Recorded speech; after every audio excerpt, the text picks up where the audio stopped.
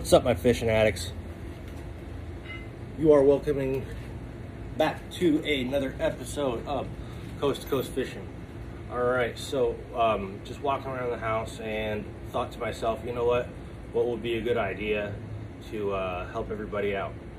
Well, a lot of y'all in the Galveston area, or a lot of you that want to do pier fishing, here is a great little addition to your tackle box, just to help out in general, okay? So we're going to be building our own rod holder, because you know, at the pier you can put your stuff down, it gets tangled, you see a whole bunch of people with their poles at an angle, which is great, but you know, a lot of times you hear that reel going zzz, you know, you hear your drag, or your if you're working a conventional reel, you hear your conventional clicker going, so you know, so everybody's looking at the clickers, right?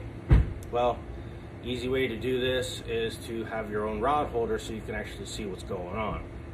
It's really easy. I prefabbed a lot of this stuff because I'm not one of those YouTube time hogs that's just gonna go and, you know, try and sucker you in for extra viewing hours, because every little bit counts. So what we're gonna do is I'm gonna show you a little bit on what I had. This is my prototype, which worked out pretty well.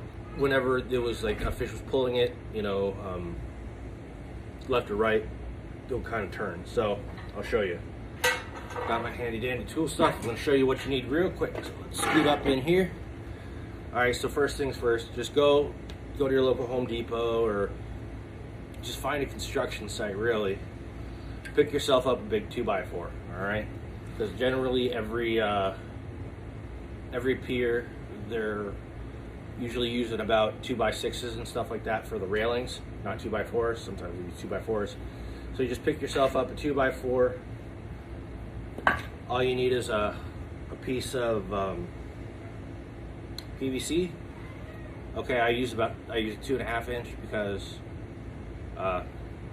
depending on the base of your rod, everyone's different. So that being said, the 2.5 inch will hold all of them.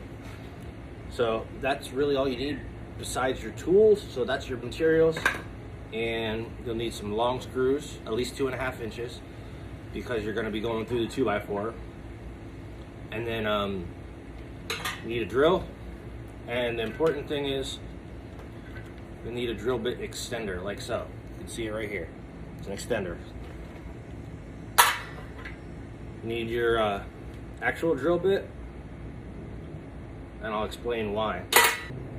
If you don't have a drill bit extender, you're going to need a screwdriver, and it gets kind of be a pain in the butt. Handy dandy measuring tape. You can never measure using measuring tape until you do one of these. You know what I mean? You gotta always do the lucky snap. So what I would do, and then, you know, your other screws. Then all you only need is a small, maybe like inch long screw. So this is my this is the original. As you can see, it's got your 2x4s together. This is where, so you have your 2-inch gap, and then all you do is you have your PVC here. So you got your railing. Let's say you're sitting there viewing the pier. Just take this, slide it down, boom, it's on there. Here's the problem I ran into though. Sitting like this on the railing, what happens if the fish takes off sideways? Right? Normally it's not going to, unless you're like super close. So that shouldn't typically be an issue. But what I did to mitigate that is just make this middle part longer, so you got kind of a T cross section. So what you do is you take your materials. So I already, like I said, I already prefabbed it, so you don't gotta waste time watching and fill in the void with other stuff. So, like I said, this was the original prototype where I just cut off a block and stuck it in between it. However,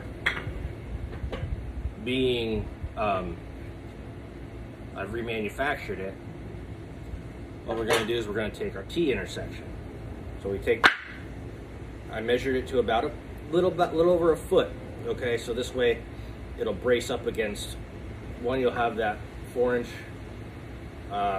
space up here, and you'll have a good 8 inches down here. So that way it'll brace on at least one of the railings where you're at. So then, simple.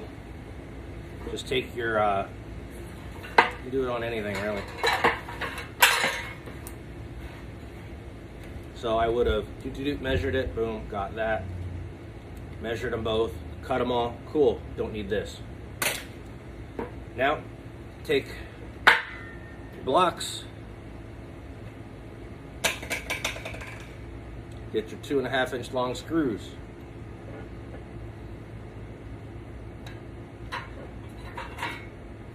Go ahead and load up. All right, so back again. So the next thing we do is you got your 2x4s, set them down, use something to brace it, get your 2.5-inch screws, load up your screwdriver, make sure it works, make sure it's set, give it a pull, take it right here, like so. That's it.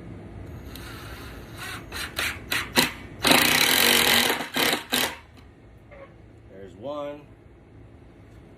Then we grab another screw, even it up.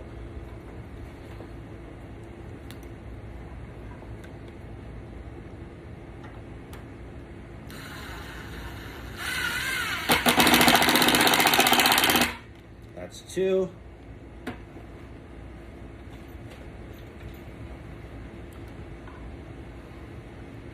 Keep it nice and steady.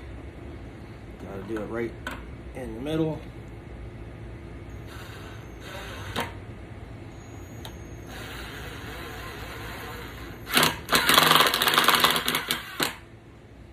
All right, so now we have our little T intersection, okay? Now we're going to do the exact opposite side. Take it, flip it, get yourself another screw.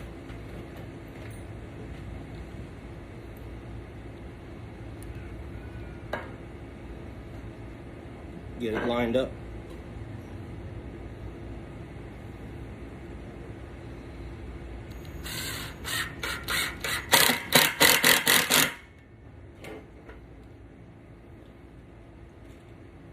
Number two.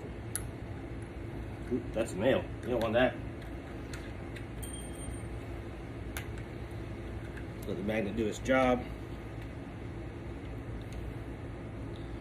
Take your second.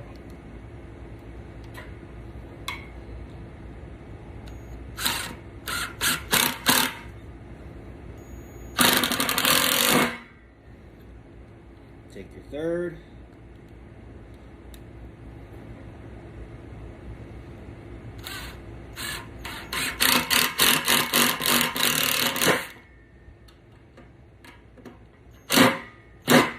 Okay. 3 screws is always going to be enough. Alright, so now you got your little block, right? Now it looks really junky. Okay, not gonna lie. So, the reason I do this, and if you notice my screw placement, I have 1, 2, 3, and I have 1, 2, 3. Reason being is because you want to save yourself some room up here in the middle, depending on either side. That way you always got a backup, it doesn't really matter, for you to go ahead and place your PVC pipe, okay? Now, what we're going to do is, remember before, I have this one, it's straight up and down. Now we have this T. It does look junky, but there's a reason being what we're gonna do. So, what we're gonna do is we're gonna take this and just shave a side diagonally off. So what we'll still do is we'll still have this extra maybe 6 to 8 inches or so on each side. So that way what we can do is we will still have the leverage of the side. So that way when it is on the railing, it's not gonna push. So that way whatever side the fish goes onto, it'll lock itself. Now, being a courteous fisherman and not wanting something to be trashy looking, we'll go ahead and get our handy dandy circular saw, like so. Find your edge.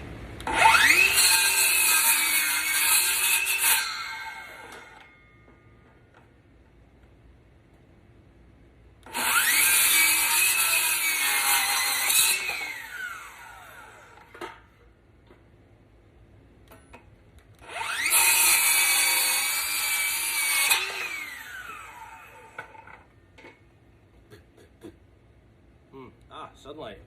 Cool. Let me turn my chair so you can see what's going on. And let's maneuver over here. Okay, so now that I've changed that, you see we have this. Looks a lot better. And this way, when there's fishermen beside you, all you got to do, they can set their stuff. And if you have more, you know, you could set it next to each other. If you want to make it more of a line for personal preference, you can. Just take your saw, go up, cut a little bit thinner, but in this case, I'm just going to leave it like this for you. Now, here's the other key part where it comes into play. Now, the reason why I said get a drill bit is because you're going to have to drill into the PVC, but not all the way through. Otherwise, you're going to have to find some sort of screw that has a head bigger than your drill bit. You need to be able to get the drill in, or the screw in straight. So that's why I said just take your drill, and this way you can place it prefabbed wherever you want it to go. That way you can use your power drill to go ahead and get it in. Now, once again, like I said, the reason why we have the extender, because if you'll notice, now that I have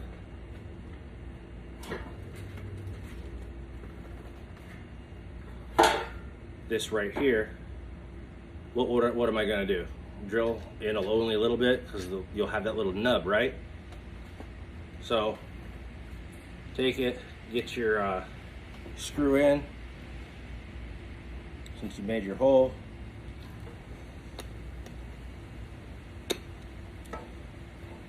you should be good. Now go ahead, you line it up.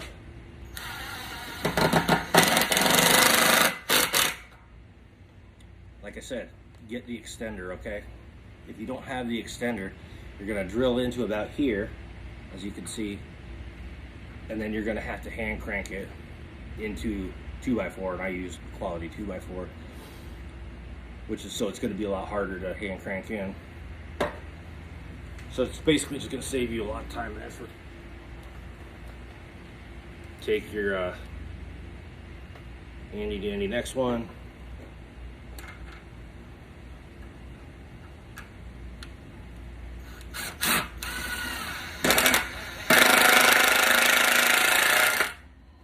There we go. So now you're flat, as you can see through the tube.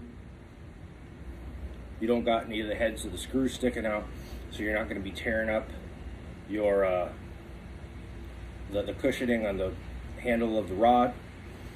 And now all you gotta do is you're rocked and rolling and ready to go. You just take this, head down to the pier, slap it on. Another thing is, some people will complain because you know, oh, the rod's sticking up. What happens if we get a fish? Oh, that means you got to move it. Whereas, well, in actuality, it's a lot easier. So instead of tripping over them and all that other junk, one, you get to see your bike getting hits, or your rod getting hits.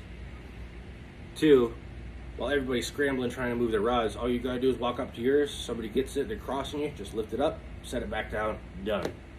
And some people, oh well, you know, it gets in the way when we're casting.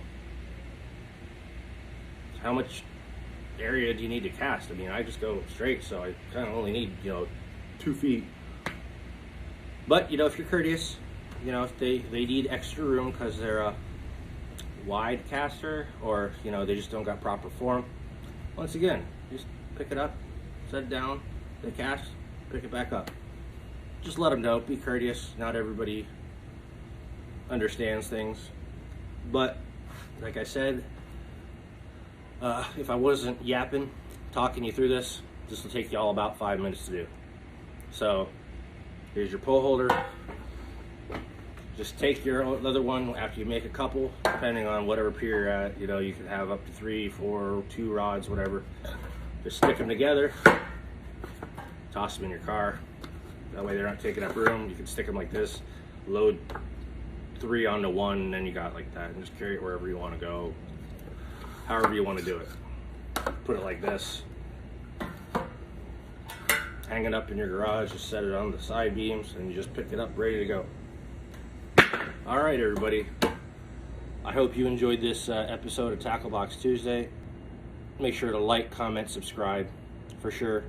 I got plenty more coming up. Next week, we're gonna do some surf rod holders with just stuff you got all around the house. And if not, just go to your local Home Depot, and it'll cost you maybe, you know, 10 bucks, 20 bucks, and you'll be able to build several of them. Okay, so after that, we are good to go. And unless you want to get real fancy and paint it, that's on you.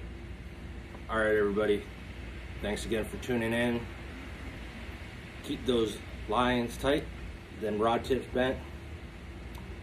Laters. Remember, you can't use a screwdriver until you test it out.